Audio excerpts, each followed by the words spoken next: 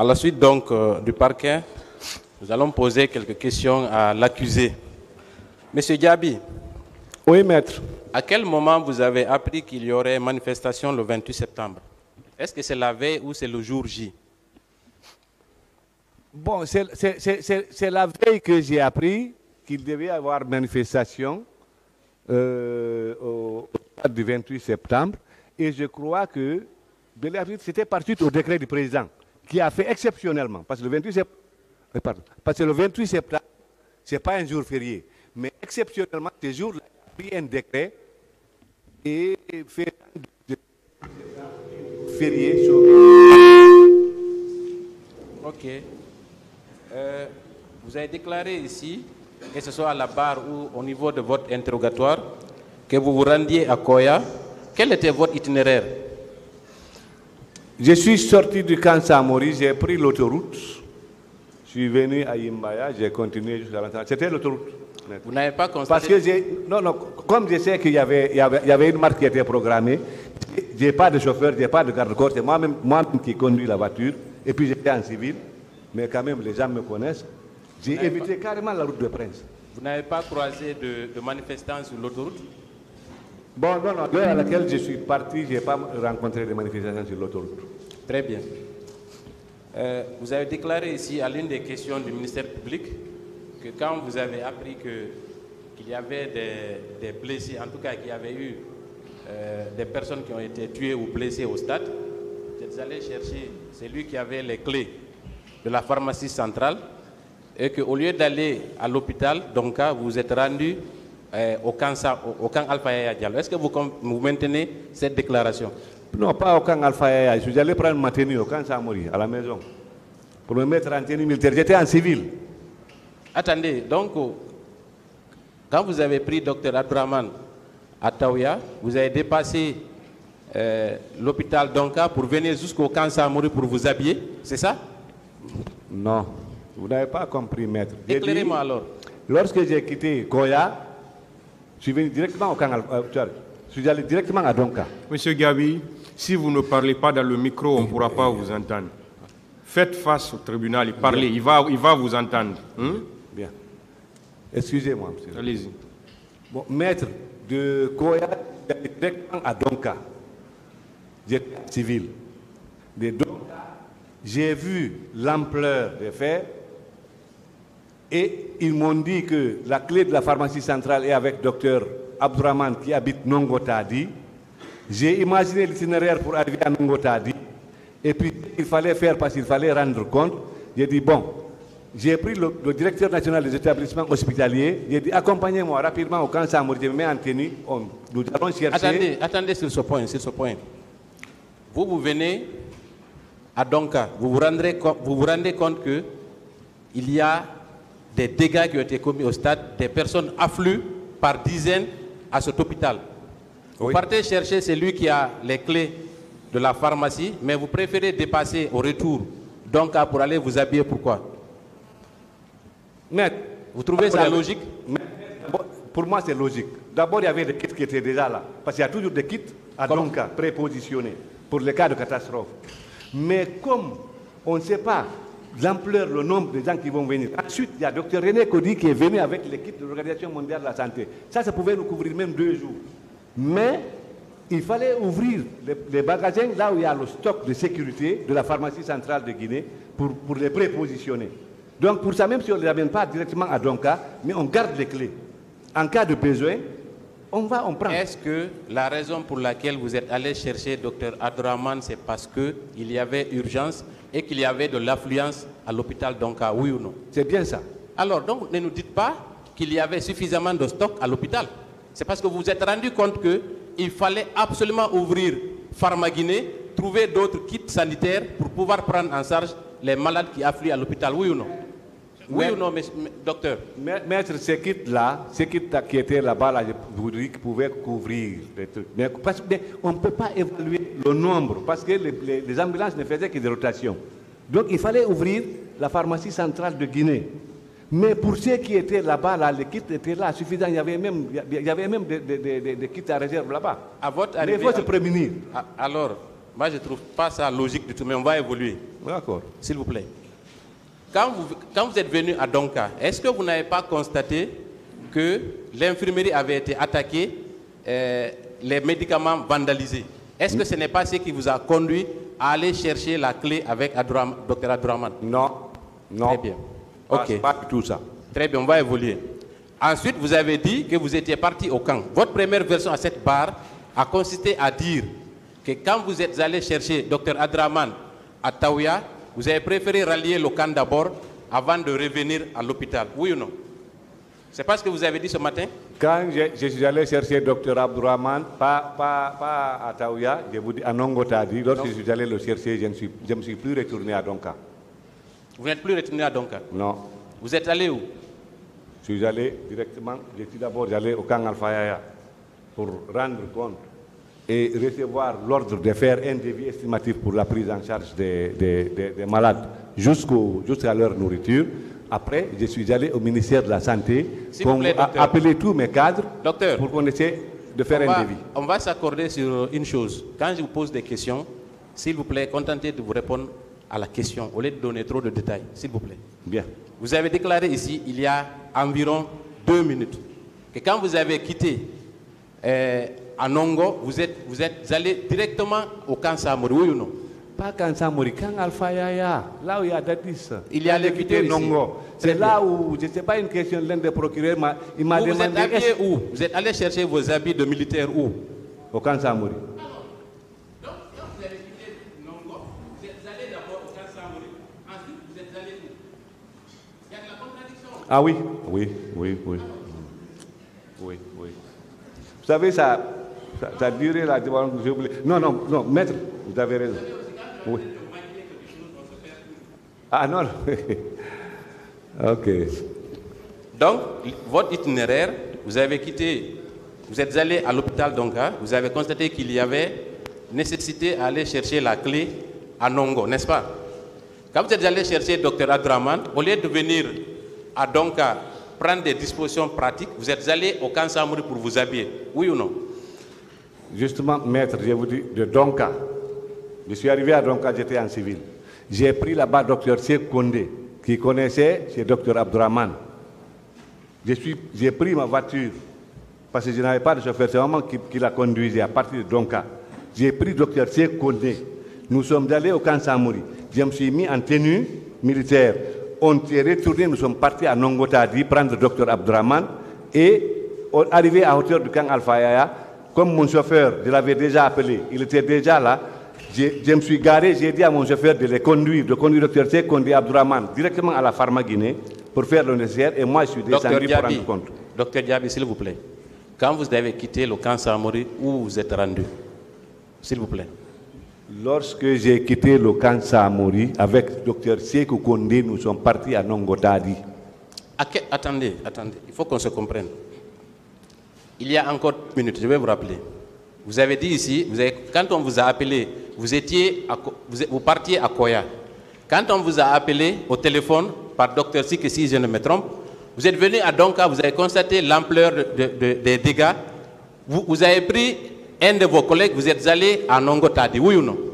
J'ai pris un de mes collègues qui est en rapporteur de Dr Cheikh Kondé, il peut venir ici témoigner. De là, nous sommes venus au camp Samori, je me suis changé, et puis nous sommes partis à Nongotadi.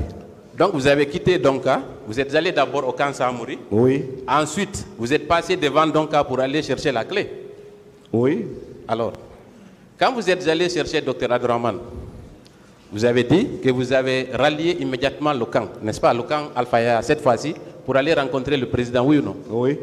Alors, la question qui était de savoir, est-ce qu'il n'était pas plus indiqué pour vous de venir d'abord constater, en tout cas vous inquiéter de la situation des malades qui étaient à Donka, que d'aller rallier au camp? Quel était le motif, quel était l'objectif affiché? C'était quoi le problème? Quel était le but d'aller voir le président Dadis? C'était quoi l'objectif? L'objectif de voir le président Dadis, c'est pour aller lui demander les moyens. Attendez, vous avez déclaré tout de suite encore que vous aviez au moins 2 jours que les kits qui étaient à l'hôpital, avant même que la pharmacie centrale n'ouvre, que vous aviez la possibilité, qu'il y avait la possibilité de prendre en charge les malades pendant 2 jours, oui ou non? Oui. Alors, donc, cela ne s'explique pas pourquoi vous êtes allé directement au camp? Maître. Pour les raisons qui vous ont conduit au camp, mon colonel. Maître, lorsque je suis venu à Donka et lorsque j'ai quitté Donka, les malades ne faisaient que, les blessés ne faisaient que venir. Je ne sais pas quand ça allait tarir. Donc, il ne faut pas attendre parce qu'il y a des kits prépositionnés, il y a des trucs là pour ça, pour chercher à trouver les moyens. Il faut que je parte lui rendre compte au président qu'il y a eu des atrocités là-bas. Il faut que je lui dise, attention, il va falloir que vous nous trouviez des moyens pour la prise en charge de ces patients. D'abord, ne serait-ce que la nourriture. Parce que les gens là, ce n'est pas le kit là qu'ils vont quand même. Excusez-moi, mon colonel. Est-ce que vous n'êtes pas allé au camp pour aller prendre des directives auprès du président Dadis? Non. Est-ce que vous n'êtes pas allé au camp pour qu'il vous dise ce que vous devez faire des éventuels corps qui seraient venus à l'hôpital Donka? Non. Très bien, on va continuer. Non. Très bien. À votre retour à l'hôpital Donka, est-ce que vous êtes rentré à la scène de l'hôpital ou bien vous êtes limité au niveau de la réception? Lorsque j'ai quitté Alpha Yaya, oui. Lorsque j'ai quitté chez le président Dadis, oui. Je ne suis même pas rentré à Donka. J'ai continué directement au ministère de la Santé pour appeler mes cadres pour faire le devis estimatif. Hein, les devis estimatifs de quoi? Et pour la prise en charge des blessés. Et vous quittez l'hôpital, vous partez chercher une clé pour aller ouvrir le magasin central, vous ne vous préoccupez plus de cette pharmacie centrale, vous partez prendre des directives chez le président Dadis et vous continuez au camp Samori, au département, au ministère de la Santé, pour aller évaluer quoi? Pour aller évaluer, pour aller faire un devis pour la prise en charge des malades. Mais le devis là devait se faire comment? Puisque vous n'étiez plus à l'hôpital, vous n'avez pas constaté l'ampleur. Mais les médecins sont là-bas. Docteur Sekondi, le directeur national des établissements hospitaliers est là. Tous les professeurs sont là-bas. Très bien. Nous sommes en communication avec eux. Très bien. C'est eux qui savent au fur et à chaque heure, ils nous disent, il y a tel nombre, il y a tel nombre. Et à peu près, c'est quoi? Après le triage, il y a ça, il y a eu telle fracture, il y a eu tel nombre de ceci, tel nombre de cela. Donc, si on résume... Et puis, mais ce n'est pas moi qui faisais le travail. Oui, je le faisais faire. D'accord, j'ai compris ça. Bon. Quand vous êtes venu à l'hôpital Donka, une première fois, est-ce que vous êtes revenu le même jour à l'hôpital ou ce n'est que le lendemain? Non, le lendemain seulement je suis revenu. Vous n'êtes plus revenu? Non. Très bien. Est-ce qu'à votre arrivée, pour la première fois à l'hôpital Donka, vous n'avez pas constaté de militaires dans les alentours? C'était à quelle heure d'ailleurs? C'était vers 11h, entre 11h midi. Je n'ai pas bien regardé l'heure parce que moi, je n'aime pas tellement porter montre. Mais c'était midi, 11h, midi 30, quelque chose comme ça. Mais je n'ai pas vu de militaires quand même. Je n'ai pas vu de militaires. Très bien, parce que nous avons des... Le 28 septembre, non. Nous avons des témoignages contraires à votre déclaration ici, puisque à votre arrivée à l'hôpital Donka, vous êtes venu d'abord avec des militaires. C'était en présence aussi des miliciens. Je vais vous lire un procès verbal d'audition d'une partie civile qui dit ceci. Aux environs de 17h, un groupe d'agents munis d'armes blanches est entré dans l'hôpital Donka et nous a sommés de sortir pour nous tuer. Mais les femmes se sont opposées. Ensuite, c'est dans cette situation que le ministre de la Santé d'alors, Abdoulaye Chérif Diaby, est arrivé et s'est mis non seulement à nous injurier, mais aussi s'est mis à donner des coups de pied aux patients en déclarant « Nous allons vous tuer tous ». La référence, s'il vous plaît, maître. C'est le procès verbal de M. Mamadou Djoulde Diallo en date du 21 novembre 2012, à la page 2. Qu'est-ce que vous en dites, mon colonel? Maître, je crois qu'on m'avait déjà posé cette question. Je vous dis que ça c'est pas vrai. Lorsque j'ai quitté Donka pour la première fois pour aller chercher le docteur Abdraman, je ne suis plus revenu à Donka. Diallo Mamadou Siré, le procès verbal date du 4 janvier 2013. Vous déclarez ceci. À la deuxième page, j'ai vu également le ministre Diaby qui nous a rejoints au service des urgences. Est-ce que le jour que vous êtes arrivé à Donka, vous êtes rentré aux urgences? Lorsque je suis arrivé à Donka, aux environs de 11h, 11h30 midi, là, j'ai pointé directement au service des urgences. Je ne suis même pas arrivé dans les salles d'hospitalisation. Cette partie Parce que civile, tous les blessés, tous les trucs étaient concentrés au service des urgences. cette partie civile était justement aux urgences. Elle déclare ceci. J'ai vu également le ministre Diaby qui nous a rejoints au service des urgences. Il nous a rendu responsables de ce qui était arrivé en nous disant que personne ne va nous soigner. Il a même donné un coup de pied à un jeune blessé. C'est le énième procès verbal qui vous pointe du doigt. Qu'est-ce que vous en pensez, mon colonel? Pas vrai, maître. Très bien. Ils viendront. Vous avez dit que vous n'avez pas constaté la présence d'un quelconque militaire à l'enceinte de l'hôpital. Non. Où se situe la pharmacie de l'hôpital Donka? Sur graphique. Où se situe la pharmacie? C'est à la rentrée? Maître, la pharmacie de Donka, j'ai quitté la fac il y a longtemps. Je ne sais pas où elle se situe dans l'enceinte de l'hôpital. Non, la pharmacie... J'étais ministre de la Santé. Écoutez, à l'hôpital Donka, est-ce qu'il n'y a pas une pharmacie? Il y a une des pharmacie. produits, des Il y kits? a une pharmacie hospitalière. Elle se situe à quel niveau là-bas? Là, je ne sais pas, dans l'enceinte de Donka. Franchement. Ce n'est pas la rentrée? Franchement, je ne sais pas. C'est le service des urgences qui est à la rentrée. Ça, je connais. D'accord. Très bien. Il a été rapporté ici et dans de nombreux procès-verbaux que cette pharmacie a été pillée par des militaires. Est-ce que vous étiez au courant de ça en tant que ministre de la Santé? Docteur Fatoussi, qui à l'époque directrice de Donka, m'en a pas parlé. Docteur Nyanko Lama, à l'époque DGA de Donka, m'en a pas parlé. Je ne suis pas informé, je n'ai pas été informé. Cela a été dit même dans les radios, mon colonel. Je n'ai pas été informé. Et en tant que premier responsable de ce département? Mais si le directeur de l'hôpital ne m'informe pas. Très bien. Le directeur national des établissements hospitaliers ne m'a pas dit. L'inspecteur général de la santé ne m'a pas dit. Il a également été rapporté ici et à travers aussi plusieurs procès-verbaux que des menaces ont été directement proférées contre les médecins qui s'occupent des malades. Est-ce que vous avez été informé? Non. Extraordinaire. Non. D'accord. Et on va changer un peu. Il y a combien de morgues dans notre pays, en tout cas à Conakry, à votre connaissance, pendant que vous étiez ministre? Non, pendant que j'étais ministre, il y en avait deux. Des hôpitaux, parce qu'il y a beaucoup de morgues. Parce que même dans l'émotion, on parle de...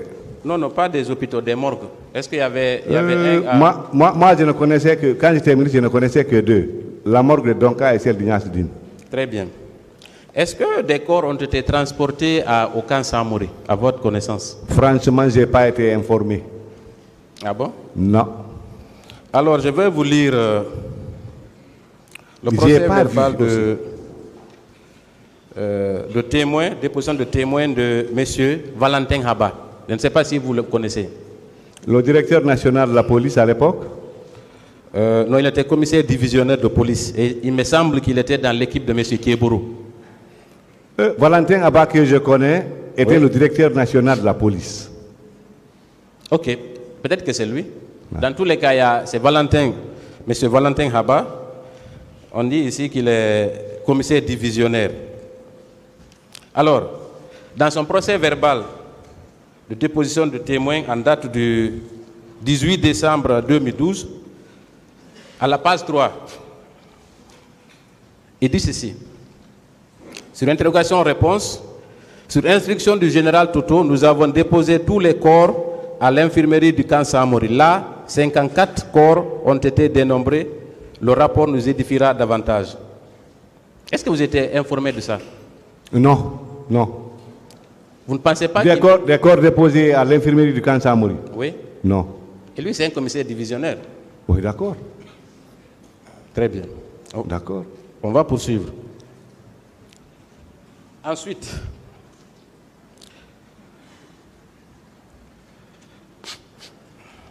est-ce qu'au moment où vous étiez ministre de la Santé, pendant les événements du 28 septembre, est-ce que vous avez pris des dispositions pratiques pour préserver les corps qui ont été transportés dans les différentes morgues de Conakry? Oui, on a donné tous les moyens aux médecins légistes pour s'occuper des corps. Très bien. Et est-ce que ces morgues-là étaient accessibles à tous? Les morgues étaient... Je crois que les morgues étaient accessibles. Non. Je vous ai dit que j'ai confié la gestion des morgues aux médecins légistes. Non, ce que je veux dire, pour le cas particulier, spécifique des personnes qui ont été tuées au stade, est-ce que leurs corps qui étaient conservés dans ces différentes morgues étaient accessibles à tous? Bon, là, franchement, là, il faut qu'on demande au professeur Hassan Ba qui gérait Mais ces vous corps. ne pouvez pas toujours dire professeur Hassan, c'est vous le ministre, mon colonel. Mais, maître, j'ai commis quelqu'un à cette tâche-là. J'ai commis quelqu'un à cette tâche. Vous ne pouvez pas esquiver toutes les questions et rendre quelqu'un responsable. Assumez votre responsabilité, mon colonel. Maître, le professeur Hassan Ba, il est là. Est-ce qu'il était possible d'accéder à ces morgues sans que vous ne soyez informé? Bien sûr. Bien Ah sûr. bon? On ne m'informe pas comme quoi on vient à la mort. Donc vous n'étiez pas le ministre de la Santé? J'étais ministre de la Santé. Ah non. Si pour des faits aussi graves, où une centaine de personnes ont été tuées, ces corps-là qui devaient être autopsiés avant d'être rendus aux familles, que quiconque pouvait accéder à ces corps, c'est qu'il y a un problème. Maître, nous sommes tous en Guinée. Nous connaissons ici le problème des autopsies. Il faut généralement une requête pour faire l'autopsie en Guinée. Moi, à mon temps, et je crois que jusqu'à maintenant, l'administration de la morgue a une administration. D'ailleurs, elle est presque semi-autonome. Elle est gérée par une société. Si vous faites attention, là, chaque fois leur corbière passe, vous voyez, c'est écrit Silar ou quelque chose comme ça. Donc, quand les corps sont là-bas, on leur confie aux médecins légistes. Mon colonel, est-ce que alors, si aujourd'hui, on affirme et on soutient que des corps ont été subtilisés aux différentes morgues, est-ce que c'est plausible? Maître, je vous dis que je n'infirme pas. Est-ce que c'est une possibilité? Je ne dis pas que c'est, pour le moment, je ne dis pas que c'est vous qui avez ordonné qu'on les subtilise. Mais est-ce que c'est une éventualité? Je vous ai dit oui ou non? Non, je vous ai dit que peut-être c'est possible. Très bien. Mais moi, quand on m'a posé, quand j'en ai entendu parler, j'ai demandé est-ce que les portes ont été défoncées? Non. Est-ce que les fenêtres ont été défoncées? Non. Est-ce que les chambres froides ont été défoncées? Non. Il y a toujours une équipe de garde. 24 heures sur 24. C'est l'équipe qui se relaie. Alors comment les corps sont sortis? C'est là mon problème, moi aussi. Plusieurs corps ont été subtilisés dans les différentes morgues pour des fosses communes. Qu'est-ce que vous en pensez? Là, franchement, je ne sais pas. Très bien. Mais vous reconnaissez quand même que c'est vous qui étiez le chef de département? J'étais ministre de la Santé, oui. Très bien. Donc, indirectement responsable, en tout cas, de la gestion des morgues.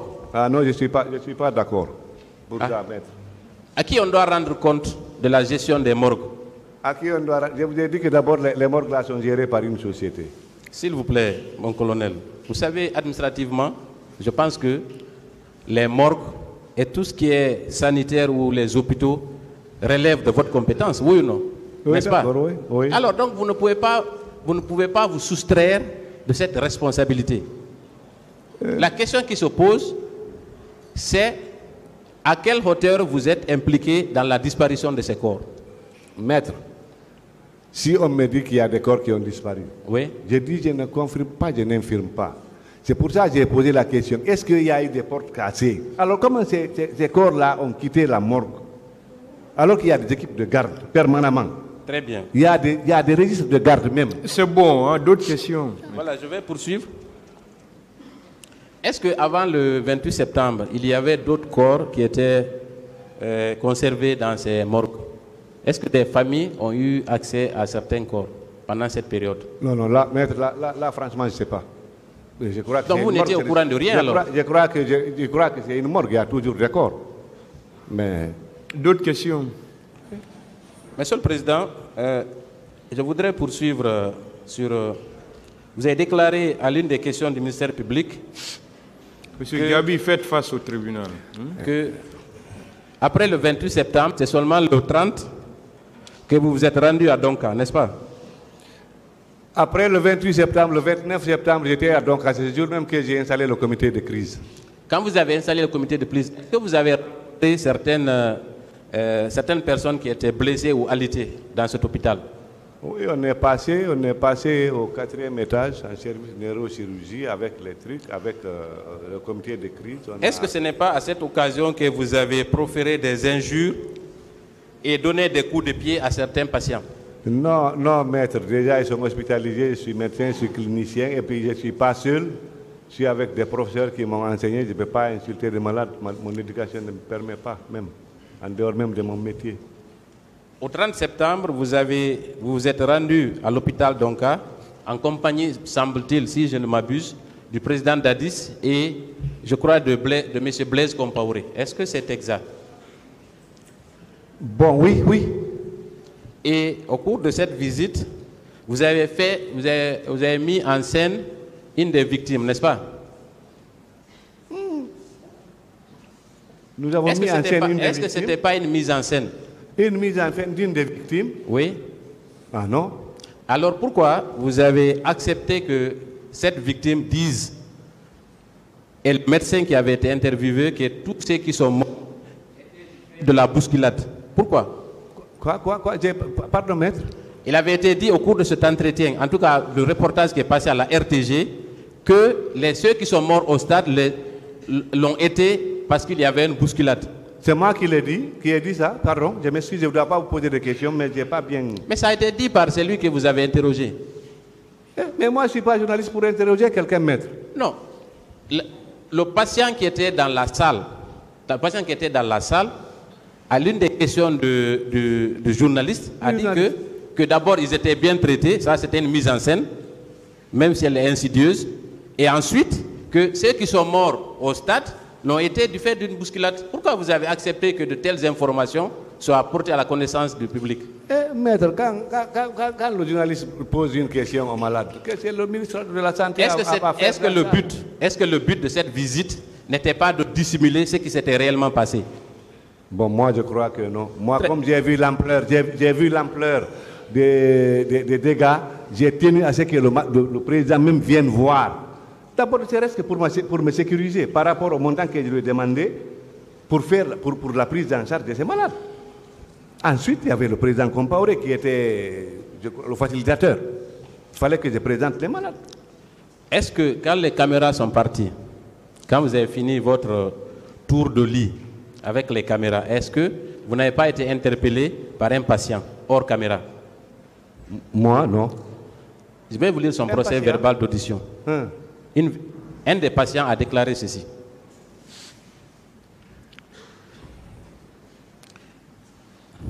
Alors que tous les patients étaient occupés aux soins, le ministre de la Santé Diaby est rentré précipitamment en administrant des coups de pied à certains blessés en les injuriant.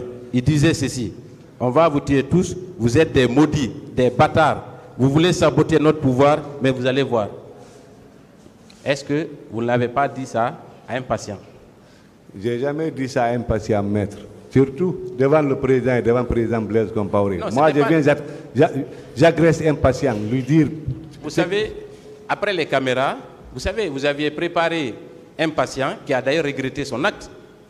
Vous avez préparé un patient, c'était pour disculper ou en tout cas donner bonne figure à la presse par rapport aux événements du 28 septembre, qui a déclaré qu'il était bien traité, que le président Dadis était le messie, ainsi de suite.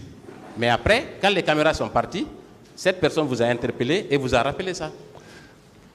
Moi, quand je suis venu, j'ai présenté les patients aux deux présidents, je suis parti avec le président.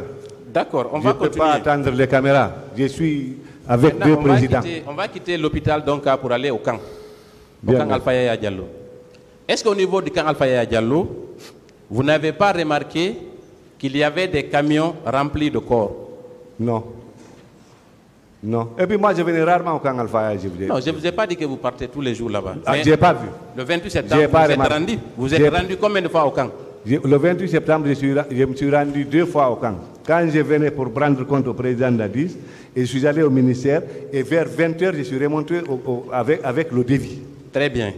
Le matin, c'était pour aller prendre des instructions par rapport à ce que vous deviez faire des corps, comment vous deviez vous y prendre pour les dissimuler, et à 20h, c'était de rendre compte de ce que vous aviez fait, n'est-ce pas? Maître, d'abord, lorsque je suis passé en première position, moi, je n'avais même pas vu des corps. J'avais vu des blessés. Après, forte raison, voir des corps pour dire qu'on va faire ceci, on va faire cela, des corps. Est-ce que vous étiez au courant? Est-ce que vous étiez au courant qu'au camp Alpha Yaya, Monsieur Thieboro Camara avait, le commandant à l'époque, avait arrêté plusieurs personnes et qui étaient en détention à ce... Non. Vous n'avez pas appris? Non. Vous n'avez pas entendu des cris? Non. Je n'ai pas appris, je n'ai pas entendu des cris, je ne réside pas à Alpha Yaya, je ne travaille pas à Alpha Yaya. Très bien. Ici encore, il y a une autre partie civile du nom de Yagouba Bari, interrogé le 19 septembre 2012 à 11h25 à l'attention de votre avocat, qui déclare ceci. Étant dans l'inconscience, j'ai été conduit au camp Alpha Yaya Diallo, plus précisément à la prison du commandant Moussa Thieboro Camara. J'ai parlé de mon parent Korka Diallo. Commandant Thieboro m'a dit qu'en le faisant appel, il ajoutera sur moi. Donc, le dernier paragraphe. Entre-temps, les officiers dont Abdoulaye Chérif Diaby, Korka Diallo et tant d'autres en compagnie du capitaine Moussa Dadis sont arrivés pour un constat. Est-ce que vous n'êtes pas allé dans ces prisons pour faire un constat? Des personnes qui avaient été arrêtées la veille ou le même jour? Moi, je ne suis jamais sorti à l'intérieur du camp avec le président Dadis Camara. Très bien. Jamais. Des camions militaires stationnés qui contenaient des personnes couchées, vivantes ou mortes. Il y avait des personnes dans 2 camions, 2 corps, stationnés à l'enceinte du camp Alpha Yaya Diallo. Vous ne les avez pas vus? Je n'ai pas vu ça. Je ne travaille pas à Alpha Yaya, je ne réside pas à Alpha Yaya. Je n'ai pas vu. Pour terminer, Monsieur le Président, je voudrais savoir quel était votre rôle dans la dissimulation de ces corps? Aucun rôle. Aucun rôle. Aucun. Moi, je n'ai pas vu des corps. Est-ce que vous étiez un des fidèles du président Moussa Dadis Camara? Bien sûr. Donc, logiquement, vous vous êtes certainement investi pour la préservation de son pouvoir, n'est-ce pas? Non. Comme Oui, tous les autres la préservation de son pouvoir, mais pas comme ça, pas dans ce sens, de dissimuler des corps. Non. Monsieur le Président, j'en ai terminé. Je vous remercie. Parce que je mourrai aussi un jour.